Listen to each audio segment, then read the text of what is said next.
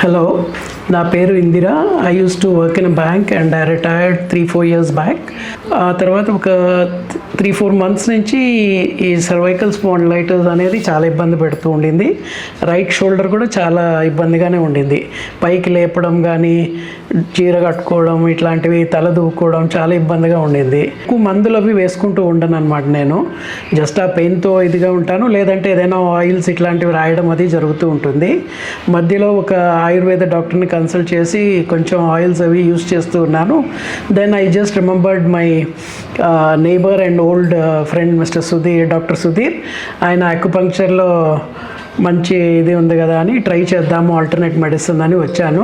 నేను వచ్చినప్పుడు ఆయన చూసి ఓవర్ కోర్స్ ఆఫ్ 3 months తగ్గుతుందని చెప్పారు. 20 days ట్రీట్మెంట్, 10 days గ్యాప్ అట్లాగా. ఇప్పటికీ ఒక 1 month ట్రీట్మెంట్ జరిగింది అండ్ చాలా చేంజ్ ఉందండి, చాలా రిలీఫ్ ఉందన్నమాట. నేను ఏమంటారు, ఇంగ్లీష్ మెడిసిన్స్, ఈ సర్జరీ ఇట్లాంటివి కాకుండా if anybody is interested, I would suggest going for alternate ఇది. And acupuncture is totally painless. అంటే I won't say totally, but చాలా మినిమం పెయిన్తో you can have this. And treatment కూడా ఏంటంటే చాలా రిలాక్సింగ్గా అట్లా ఉంటుంది.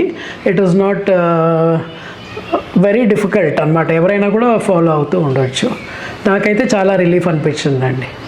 ఇందిరా గారు సర్వైకల్ స్పాండిలైటిస్ తోటి మా దగ్గరికి వచ్చినారు. తను బ్యాంక్ ఎంప్లాయీ, బ్యాంక్లో చాలా హెవీ వర్క్ చేసేవాళ్ళు వీళ్ళంతా. ఆఫ్టర్ రిటైర్మెంట్ 2 to 3 years తర్వాత మెల్లిగా సర్వైకల్ స్పాండిలైటిస్ స్టార్ట్ అయింది. యాక్చువల్లీ ఆరిజిన్ చాలా రోజుల నుంచి ఉండొచ్చు, బట్ స్టిల్ వచ్చే వరకు బాగా సివియర్ పెయిన్ ఉండింది. తను పెయిన్ టాలరేట్ చేసే స్టేజ్లో లేకుండే, అంత సివియర్గా ఉండే. నాట్ ఓన్లీ సర్వైకల్ రీజన్లో కాకుండా మీకు షోల్డర్లో కూడా పెయిన్ ఉండింది బాగా, రైట్ షోల్డర్లో. సో ఆ స్టేజ్లో తను వచ్చినారు ఇక్కడ. She was neighbour to us. అంతకుముందు నుంచి చాలా ఇయర్స్ ఇక్కడ ఉన్నారు వాళ్ళు. తర్వాత 10 years నుంచి వాళ్ళు వేరే అపార్ట్మెంట్ షిఫ్ట్ అయిపోయినారు. ఇలా ఆమె మెడిసిన్స్కి ఎక్కువ ఇష్టపడకపోయేది. ముందు నుంచి కూడా ఎక్కువ మెడిసిన్స్ తన లైఫ్లో తీసుకోలేదు. అంటే పెయిన్ కన్సోల్ చేయడానికి చాలా ట్రై చేసినారు. హీట్ ఫర్మెంటేషన్స్ ఇచ్చి, ఆయింట్మెంట్స్ పెట్టి, తనకు తెలిసిన వైద్యం అంతా చేసినాక కూడా మీకు పెయిన్ ప్రాపర్గా రిలీఫ్ రావట్లేదు.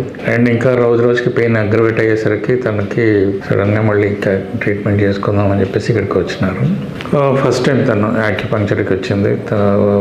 ఒక కోర్స్ 20 sittings చేసే వరకు తనకు మ్యాక్సిమంగా తన పెయిన్ రిలీఫ్ వచ్చేసింది. పెయిన్ రిలీఫ్ తనకి వేరియస్ మూమెంట్స్లో బాగా ఇబ్బంది ఉండేది. షోల్డర్, ఎస్పెషల్ షోల్డర్ బాగా ఇబ్బంది పెట్టేది. ఏదైనా మూమెంట్ పైకి చేయాలనుకున్నా, శారీ కట్టుకోవాలనుకున్న చిన్న చిన్న పనులలో షోల్డర్ ఇట్లా పైకి వెళ్ళిన స్టేజ్లలో అన్నిట్లలో పెయిన్ వచ్చేది. సర్వైకల్లో సివియర్గా పెయిన్ ఉండేది. అదంతా పోయింది. ఇప్పుడు ఆల్మోస్ట్ ఆ పెయిన్ కంప్లీట్గా పోయింది. ఒక కోర్స్లో మ్యాక్సిమంగా 30 to 40% రిలీఫ్ వచ్చేస్తుంది ఫస్ట్ కోర్స్లో. సో అదేవిధంగా తనకు కూడా తగ్గింది. But this is not actually 3-4 months నుంచి ఉన్న పెయిన్ కాదు. This is very very accumulated pain. మాకు టచ్ చేయగా తెలుస్తుంది అక్కడ ఆ సివియారిటీ, అది ఎంత క్రానిక్ ఉంది అదన్నది.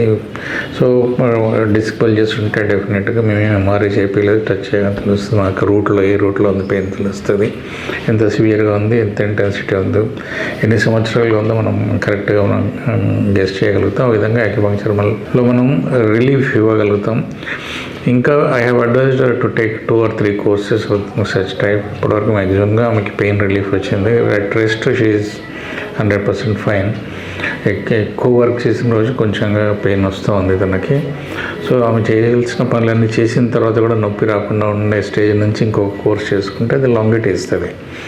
మనకి నొప్పి తగ్గడం కాదు, మళ్ళీ తర్వాత రాకుండా ఉండే అవకాశం యాక్యుపంక్చర్ కల్పిస్తూ ఉంది.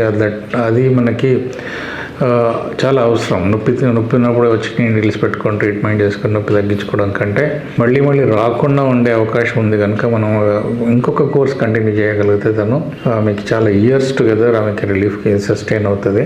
పెయిన్ తగ్గడమే కాకుండా డీజనరేటివ్ ప్రాసెస్ని మనం స్టాప్ చేయగలుగుతాం యాక్యుపంక్చర్లో. Maybe this is the only system where we can stop the degenerative process.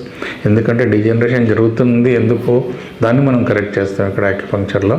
ఆ డీజనరేటివ్ ప్రాసెస్ స్టాప్ అవుతుంది. రీజనరేషన్కి స్కోప్ ఉంటుంది ఇక్కడ యాక్యుపంక్చర్లో. అందుకే ఇంత లాంగ్ లాస్టింగ్ రిజల్ట్స్ ఇవ్వగలుగుతాం without any surgery, without any medicine. But as of now we can give her pain relief కాకుండా without any pain. ఆమె ముందు నుంచి మనం మెడిసిన్స్ వాడదు. ఇక్కడికి వచ్చినాక కూడా ఇంకేమీ మెడిసిన్స్ అంటూ ఏమి ఇవ్వము. ఆ మెడిసిన్స్ లేకుండా తనకి ఇప్పటివరకు అయితే పెయిన్ తగ్గింది. అండ్ పెయిన్ తగ్గడం కాకుండా ఇంకొక 1 or 2 కోర్సెస్ చేసుకోగలిగితే లాంగిటీ ఉంటుంది. డెఫినెట్గా చాలా ఇయర్స్ ఆమె ఈ పెయిన్ మర్చిపోయే అవకాశం ఉందండి. అంత చక్కటి రిజల్ట్స్ యాక్యుపంక్చర్లో ఇవ్వగలుగుతాం.